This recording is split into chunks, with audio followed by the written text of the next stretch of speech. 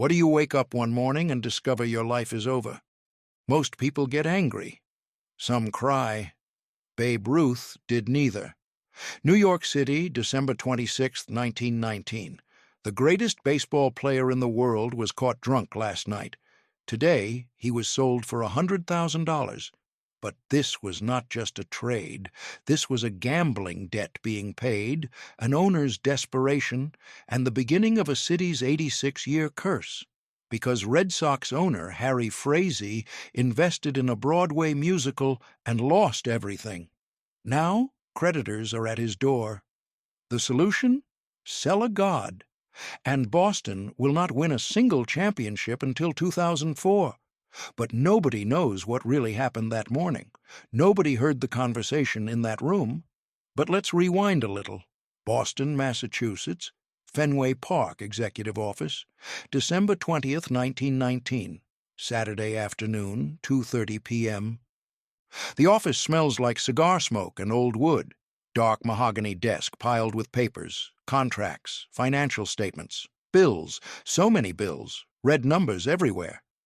Harry Frazee sits behind that desk, his tie loosened, collar unbuttoned, sweat on his forehead despite the December cold seeping through the windows. He is 39 years old, theatrical producer, owner of the Boston Red Sox since 1916. 3 years ago, he bought the team for $500,000. Borrowed money. Lots of borrowed money. He thought it would be easy. Buy a winning team, sell tickets, make profit. Simple business. But nothing is simple when you cannot stop gambling. Frazee has a problem. Not with baseball. With Broadway. He loves the theater, loves the lights, loves the applause. So he invested. A new musical. My Lady Friends poured $200,000 into production. Money he did not have. Money borrowed from banks, from investors, from people you do not want to owe money to. The musical flopped. Closed after 32 performances, $200,000 gone. Now it is December 1919 and the bills are coming due. The phone on Frazee's desk rings constantly. Bankers wanting payments, investors demanding returns. His business manager telling him the Red Sox payroll is due in January and there is no money. No money to pay players, no money to keep the lights on at Fenway, no money to survive. Frazee looks at the financial reports spread across his desk. One line stands out. Babe Ruth. Salary, $10,000 per year. But that is not the number that matters. The number that matters is his value. Trade value, sale value. Frazee picks up the phone, dials a number he has been avoiding for weeks. The phone rings 3 times. A voice answers, Colonel Jacob Ruppert speaking. Ruppert, owner of the New York Yankees, wealthy brewery magnate, the kind of man who buys baseball teams with pocket change, the kind of man who has been trying to buy Babe Ruth for 2 years. Frazee clears his throat. Jacob, it's Harry. We need to talk about Ruth. Silence on the other end. Then Ruppert's voice, careful, measured. I am listening. How much would you pay? Frazee asks. His voice is steady, but his hand shakes, holding the receiver. Another pause. Ruppert knows desperation when he hears it. Cash or trade? Cash. I need cash. When? Now. Before New Year. Ruppert does not hesitate. $100,000? Cash, plus a $300,000 loan secured against Fenway Park. Frazee closes his eyes. $100,000 would solve his immediate problems, pay the creditors, buy time. But the loan against Fenway means if he fails again, he loses everything. The team, the stadium, his legacy. But what choice does he have? I need to think about it, Frazee lies. He has already decided. You have 48 hours, Ruppert says. After that, the offer expires. Click. The line goes dead. December 22nd, 1919, Monday morning, Fenway Park. The Red Sox are not practicing. It is off-season. The stadium is empty except for maintenance staff and front office workers. Babe Ruth is not in Boston. He is in New York City. Has been there for 3 days. Nobody knows exactly where.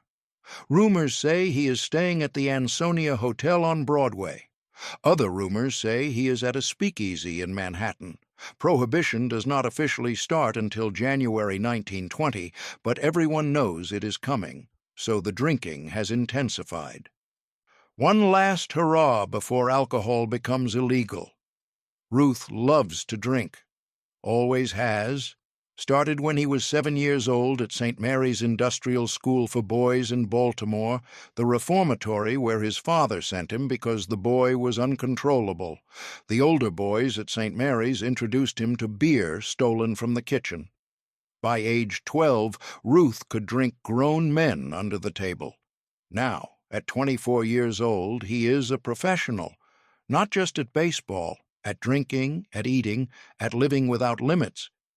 His teammates call him the Babe, but also the Big Baboon behind his back because of his appetites. Ruth does not care. He knows what he is. A monster on the field, a child everywhere else, never grew up, never learned to control himself. Does not want to.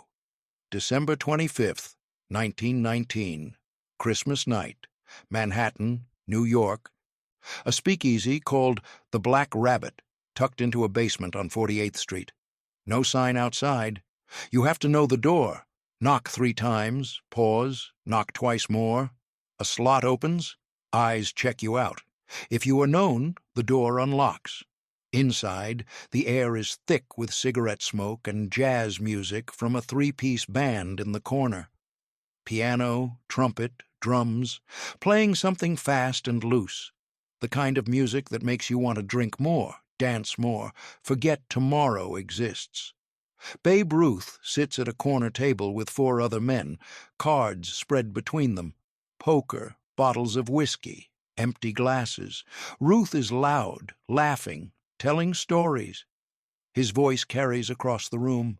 Other patrons glance over, recognize him, whisper. That is Babe Ruth, the Babe, the Bambino, the Sultan of Swat, the man who hit 29 home runs last season. A record. Nobody in baseball history ever hit that many. Ruth changed the game. Before him, baseball was about strategy, bunts, stolen bases, manufacturing runs. Ruth said, forget all that. Just hit the ball over the fence. Simple, beautiful, violent.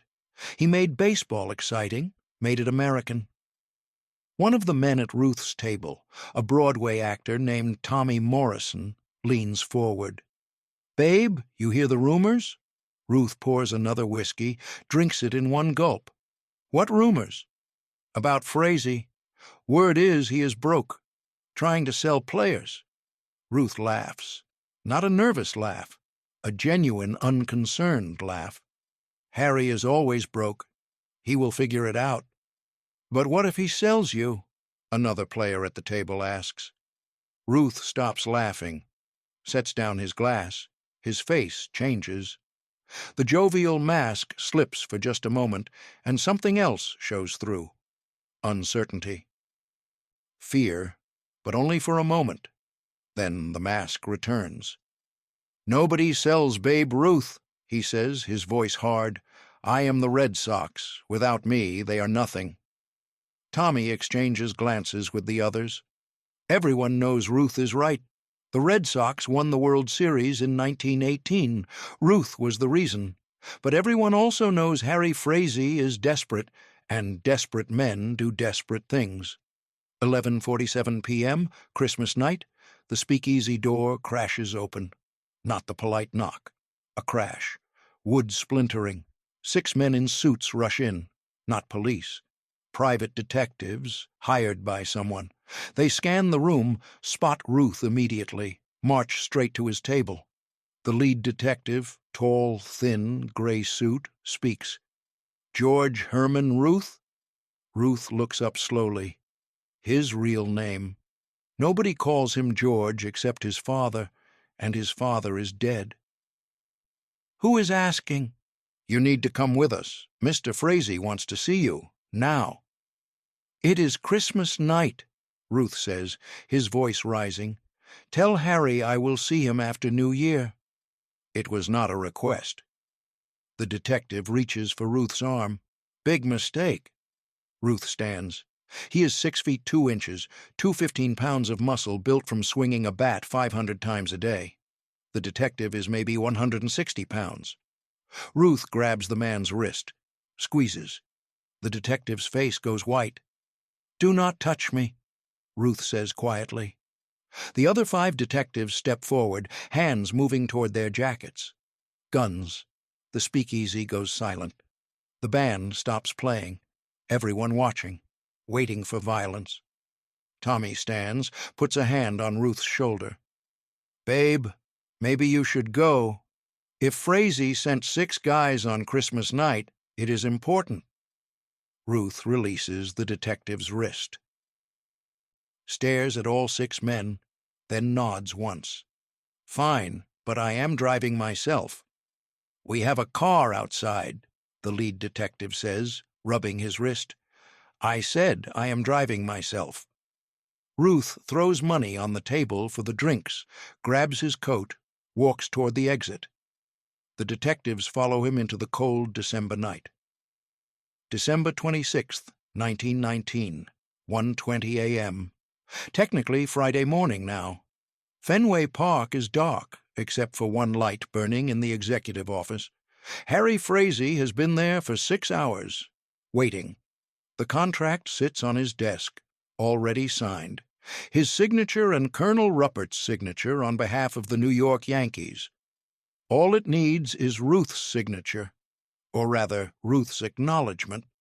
Players in 1919 do not have much say in trades. The reserve clause in every contract means owners control players completely. But Frazee knows Ruth. Knows his temper, knows his pride. If Ruth refuses to report to the Yankees, if he sits out, the deal could collapse. So Frazee needs Ruth to agree. Not legally, psychologically. A car pulls up outside, door slams. Heavy footsteps on the stairs leading to the office. The door opens without a knock. Babe Ruth fills the doorway. His coat is unbuttoned, tie missing, shirt wrinkled. He has been drinking for 7 hours, but his eyes are clear, focused, angry. What is so important you send goons to get me on Christmas? Ruth demands. Frazee stands, tries to smile, fails. Sit down, babe. We need to talk. I will stand. Frazee sighs, opens a drawer, pulls out the contract, slides it across the desk. Ruth does not look at it, keeps his eyes on Frazee. What is that? It is a sale agreement. You have been sold to the New York Yankees for $100,000, effective immediately. The words hang in the air like smoke. Ruth does not move, does not blink. The silence stretches. 5 seconds, 10, 15. Then Ruth speaks, his voice low, dangerous. Say that again. You have been sold to... You sold me. Not a question, a statement, an accusation. It is business, babe. The team needs... You sold me. Ruth's voice is rising now, like a horse, like a piece of furniture. You sold me. The team is in financial trouble. This money saves us, saves Fenway, saves jobs. You sold me to pay your gambling debts. Ruth steps forward, hands on the desk, leaning over Frazee. Everyone knows you lost $200,000 on that musical. Everyone knows you are broke. And now you are selling me to fix your mistakes. Frazee's face flushes red, pride wounded. It is done, babe. The papers are signed. You report to Yankees spring training in February. And if I refuse? Then you do not play baseball. The reserve clause means you belong to whoever owns your contract. Right now, that is the Yankees. You can play for them or you can sit home. Your choice. Ruth straightens, looks at the contract on the desk, looks at Frazee. Something shifts in his expression. The anger fades, replaced by something colder. Calculation. How much are they paying you? $100,000 cash plus a $300,000 loan. Ruth lets out a low whistle. $400,000 total, for me. He smiles. No humor in it. Guess I know what I am worth now, babe. You just made the biggest mistake in baseball history, Ruth says calmly. Boston will regret this. You will regret this. It is just business. No. Ruth cuts him off. It is betrayal. I won you a World Series. I broke records. I filled this stadium. And you sold me because you cannot stop gambling. He turns toward the door, stops, looks back. I am going to make sure New York wins everything, every championship, every record. And Boston? He smiles. That cold, calculated smile. Boston will never win again, not while I am alive. That is my promise to you, Harry. You sold me.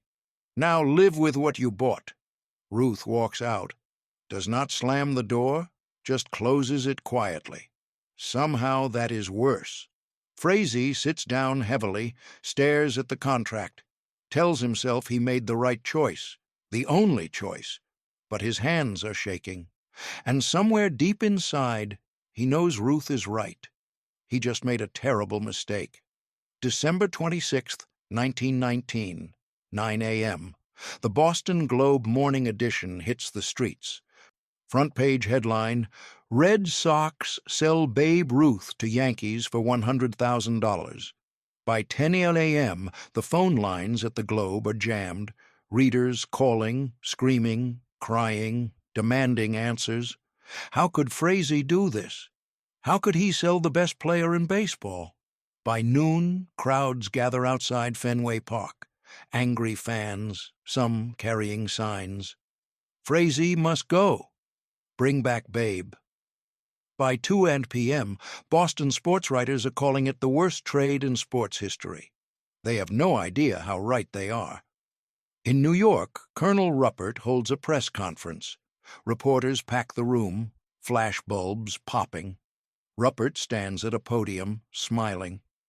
Gentlemen, the New York Yankees are pleased to announce we have acquired George Herman Ruth from the Boston Red Sox. This is the beginning of a new era for our franchise. How much did you pay? A reporter shouts. $100,000, Ruppert says proudly, worth every penny. What about Ruth? Have you spoken to him? He is en route to New York. We expect him to report by next week. But Ruth does not report next week. He disappears. Nobody knows where. Rumors swirl. Some say he is in Cuba, others say California. Some say he is sitting in a New York hotel room drinking, deciding if he even wants to play baseball anymore. The truth is simpler. Ruth is in Baltimore, back at St. Mary's Industrial School, the reformatory where he grew up, sitting in the chapel alone. It is empty this time of day, cold, stone walls, high ceiling, rows of wooden pews. Ruth sits in the back row. Same seat he sat in as a boy when Brother Matthias, the monk who taught him baseball, would bring him here to calm down after fights. Ruth is not praying. He does not believe in prayer. Never has. But he is thinking about loyalty, about betrayal, about what comes next. January 5th, 1920. Babe Ruth walks into Yankees headquarters in Manhattan. He is sober, clean suit, hair combed. He looks like a different man from the drunk who stumbled out of that speakeasy 10 days ago. Colonel Ruppert greets him personally, shakes his hand. Welcome to the Yankees, Babe. This is the start of something special. Ruth nods, does not smile. I want a new contract. Ruppert blinks. You are under contract until 1921. Red Sox contract is still valid. I want a new contract, Ruth repeats. Double my salary, $20,000 per year, and a signing bonus. That is outrageous. You paid $100,000 for me. You will make that back in ticket sales in one season. $20,000 is cheap. Ruppert stares at him. Ruth stares back. Neither man blinks. Finally, Ruppert laughs. "You have balls, Ruth. I will give you that. So we have a deal?" "We have a deal." They shake hands. Ruth signs the new contract right there. $20,000 per year, highest paid player in baseball. But money is not why Ruth is smiling as he walks out of that office. He is smiling because he knows something Ruppert does not know yet. Boston made a mistake, and Ruth is going to make them pay for it for the next 15 years. 1920 season. Babe Ruth's first year with the Yankees. He hits 54 home runs, shatters his own record, nearly doubles it. The baseball world is in shock. 54 home runs. Nobody thought it was possible. The Yankees draw 1.3 million fans to their games, double the previous year. Ruth is not just a player. He is an attraction, a spectacle. People come to watch him hit. Even when he strikes out, it is exciting because of how hard he swings. Meanwhile, in Boston, the Red Sox finish 5th place. Attendance drops 30%. Fans are furious. The Boston press blames Frazee daily, calls for him to sell the team. But Frazee holds on, uses the $100,000 from Ruth's sale to produce another Broadway show. It flops, too. He is drowning in debt again by 1921. So he sells more players. Carl Mays, Waite Hoyt, Wally Shang, Herb Pennock, Joe Dugan, all sold to the Yankees, all key players. The press starts calling the Yankees the Red Sox of New York because half their roster is former Boston players. The Yankees win their first American League pennant in 1921. First World Series appearance in franchise history. They lose to the Giants, but it does not matter. The dynasty has begun. 1923. The Yankees open a new stadium, Yankee Stadium. It holds 58,000 people. The press immediately calls it the house that Ruth built because Ruth's popularity funded its construction. Opening day, April 18, 1923. Ruth hits a home run. The crowd goes insane. The Yankees win the World Series that year, first championship in franchise history. Ruth hits 3 home runs in the series. Meanwhile, Boston finishes last place. The Red Sox do not win another championship until 2004, 81 years later. 3 generations of Boston fans will live and die without seeing their team win. They call it the curse of the Bambino. Bambino, Italian for baby. Another nickname for Ruth. The curse becomes legend. Every time Boston gets close to winning, something goes wrong. 1946 World Series, Boston leads 3-2, loses Game 7, 1967. The impossible dream season, Boston makes the World Series. Loses in 7 games. 1975. Game 6, Carlton Fisk's famous home run. Boston wins, forces Game 7, loses Game 7, 1978.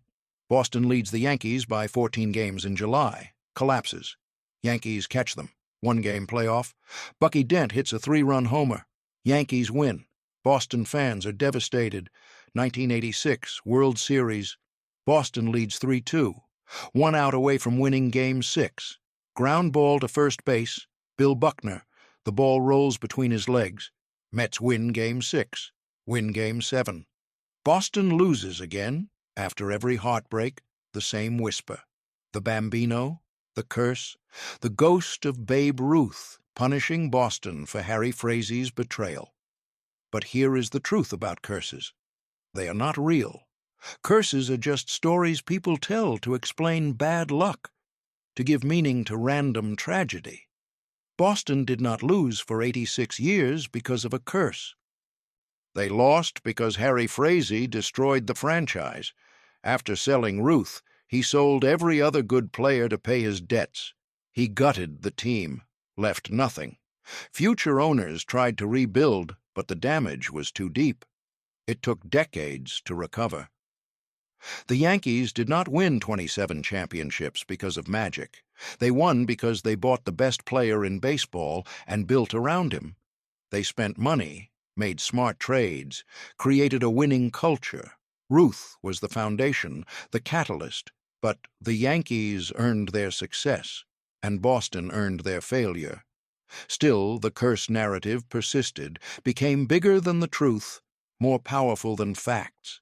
Because people need stories, need villains and victims, need explanations for pain. Babe Ruth knew about the curse, heard the whispers. Reporters would ask him about it. "Do you feel bad about Boston's struggles?" Ruth would smile, that same cold smile from the night Frazee sold him. "I promised Harry Frazee that Boston would regret selling me. I keep my promises." "So you do believe in the curse?" "I do not believe in curses," Ruth would say. "I believe in consequences. Boston made a choice. Now they live with it." Ruth played for the Yankees until 1934, 15 seasons, hit .659 of his .714 career, home runs in pinstripes, won 7 American League pennants, 4 World Series championships, set records that stood for decades, became the most famous athlete in America, maybe the world. His salary climbed to $80,000 per year by 1930, during the Great Depression. Someone pointed out he made more money than President Herbert Hoover. Ruth's response? "I had a better year than he did." Classic Ruth. Arrogant, honest. True. But Ruth never forgot Boston. Never forgot that night in Frazee's office. The betrayal. Being sold like property. He carried that anger until his death. August 16, 1948. Babe Ruth died of throat cancer. He was 53 years old. Tens of thousands attended his funeral in New York. Flags flew at half-mast. Radio stations played tributes. President Truman issued a statement. The greatest baseball player who ever lived was gone. But the curse remained. Boston still could not win. 1949, 1 game away from the pennant, lose to the Yankees on the final day. 1967, World Series loss. 1975, World Series loss. 1978, playoff loss to Yankees, Bucky Dent. 1986, World Series loss. Bill Buckner. 1999, American League Championship. Pedro Martinez pitching. Lose to Yankees. 2003, American League Championship. Game 7, Tim Wakefield pitching. Aaron Boone hits a walk-off home run in the 11th inning. Yankees win again. Boston fans are broken. 86 years, 3 generations. The curse feels real, feels eternal. But then, October 2004, American League Championship Series. Red Sox versus Yankees. Again, Boston falls behind 3-0 in the series. No team in baseball history has ever come back from 3-0 deficit. The curse is about to claim another victim. Game 4, extra innings. Boston down to their last out. Dave Roberts steals second base, scores on a single. Red Sox win 6-4 in 12 innings. Game 5, 14 innings. Red Sox win 5-4. Game 6, Curt Schilling pitches with a bloody ankle. Red Sox win 4-2. Game 7, Red Sox win 10-3. They did it. Came back from 0-3. Beat the Yankees. First time any team ever did it. Now they face St. Louis Cardinals in World Series. 4 games. Red Sox win all 4. Sweep. October 27, 2004, 11:40 p.m. Red Sox win World Series. First championship since 1918. 86 years. The curse is broken. Boston celebrates. The entire city shuts down. People crying in the streets, hugging strangers. Generations of pain released in one moment. But here is what nobody talks about.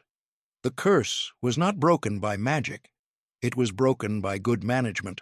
Smart trades, player development, spending money wisely, building a complete team. The same things the Yankees did in 1920. Boston finally learned the lesson. Winning is not about curses. It is about choices. Harry Frazee made a choice in 1919, sold Babe Ruth to pay gambling debts, then sold every other good player, destroyed the franchise, took 86 years to undo the damage. That is not a curse. That is consequence. And Babe Ruth knew it, promised it, delivered it. So, what is the truth about December 26th, 1919? What really happened that morning when Babe Ruth learned he was sold? The truth is simple. A desperate man made a terrible decision. A proud man was betrayed. And two franchises went in opposite directions for nearly a century. The Yankees became the most successful sports franchise in American history, 27 World Series championships, 40 pennants. Legends like Ruth, Lou Gehrig, Joe DiMaggio, Mickey Mantle, Derek Jeter, all wearing pinstripes. The Red Sox became a symbol of failure, lovable losers, cursed, until they finally learned to build properly, and then they won. 4 championships between 2004 and 2018. The curse narrative was always wrong. There was no supernatural force keeping Boston from winning.